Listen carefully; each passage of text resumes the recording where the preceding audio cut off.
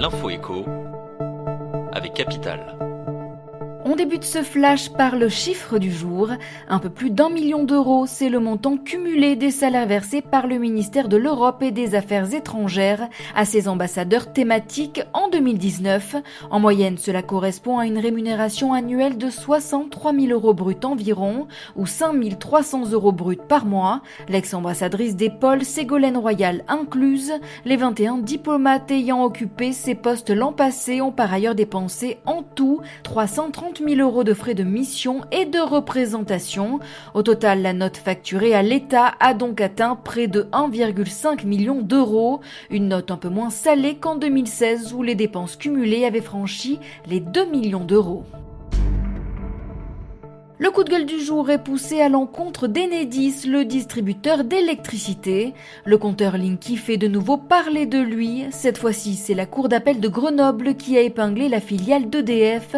La juridiction lui reproche d'avoir installé le boîtier communicant chez une cliente qui souffre d'un syndrome d'intolérance au champ magnétique.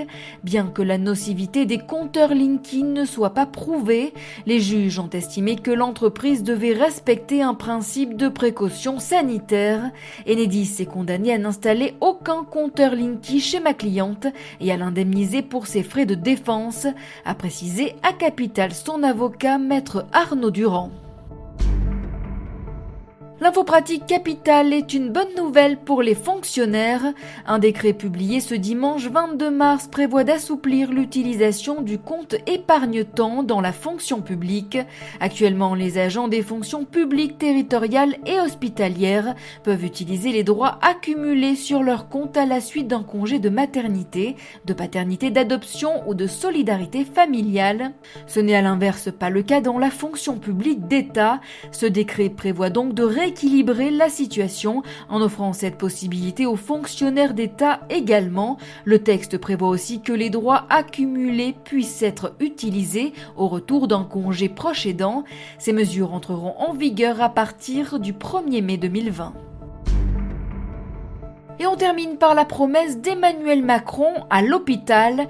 Le président a promis ce mercredi soir la mise en place d'un plan massif d'investissement et de revalorisation de l'ensemble des carrières pour l'hôpital, des mesures qu'il souhaite appliquer une fois la crise du coronavirus passée. À court terme, Emmanuel Macron a donc demandé au gouvernement d'apporter une majoration des heures supplémentaires et des primes exceptionnelles, une mesure destinée à l'ensemble des personnels soignants et des fonctionnaires qui sont actuellement mobilisés. À plus long terme, le chef de l'État a promis un plan massif d'investissement et de revalorisation des carrières. Emmanuel Macron répond ainsi à une demande des personnels soignants qui remonte bien avant la crise du coronavirus. C'était l'info écho avec Capital.